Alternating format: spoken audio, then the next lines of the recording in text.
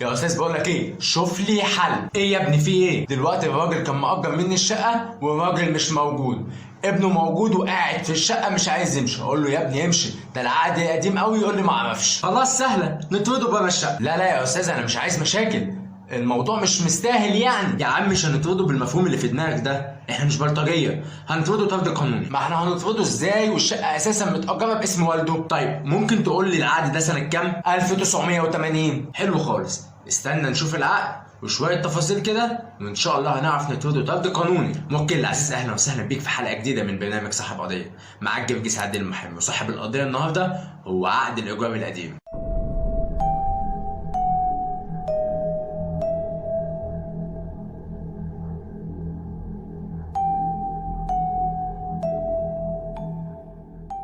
يا مساء الخير، حلقه جديده من برنامج صاحب قضيه. حقيقه انا بشكر كل الناس اللي دعموني الحلقه اللي فاتت واللي قبلها وعملوا لايك وشير وكومنت واشتركوا كمان معايا. عايز اقول لكم ان الحلقه دي اجمد من اللي فاتوا بكتير قوي.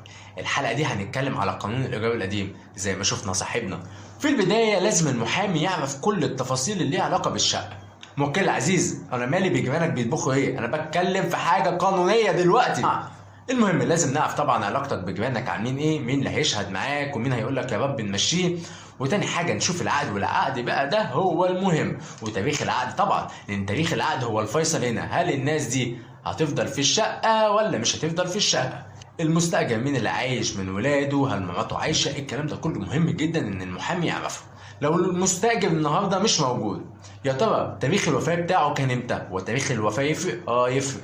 المحامي بقى بيفضل يجمع كل التفاصيل دي كلها علشان في الاخر يعرف الناس اللي موجوده في الشقه يحق لهم امتداد عقد الايجار ولا لا. بصراحه الموضوع يفرق لو كان شخص طبيعي ولا شخص اعتباري. لان الشخص الطبيعي هيبقى من حقه هنا لا اما يرفع قضيه امتداد عقد الايجار، لان زي ما احنا عارفين ان عقد الايجار يمتد مره واحده. بنتكلم على عقود الايجار القديمه، محدش يقول لي عقود جديده ولا الكلام ده كله، لا بنتكلم على عقود الايجار القديمه دلوقتي. النهارده المؤجر ممكن يرفع قضيه اخلاء ويطرد الناس دي من بره لو يتوافق الشروط. طبعا المحامي بقى بيبقى عارف كل التفاصيل دي، علشان كده يفضل يبقى معاك محامي قبل ما تاخد اي خطوه. ولو اللي قاعد في الشقه دلوقتي يقول لك انا معيش عقد، يا سلام، هنرفع ضده قضيه طرد ونطرده بره البيت.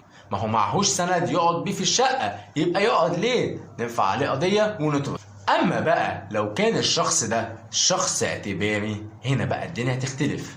لو كان شخص اعتباري واخد منك الشقه، بالمناسبه يعني ايه شخص اعتباري؟ شخص اعتباري دي اللي هي الشركات يعني.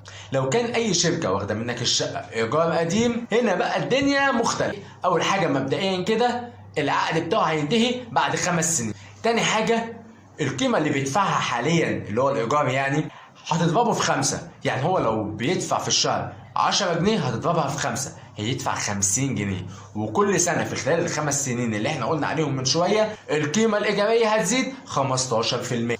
وبكده محتاج إن أنا أقول لك في فرق ما بين الشخص الطبيعي والشخص الاعتباري. إن الشخص الطبيعي ممكن أرفع ضده قضية إخلاء أو قضية طرد، كل قضية على حسب الإجراء اللي هنمشي فيها.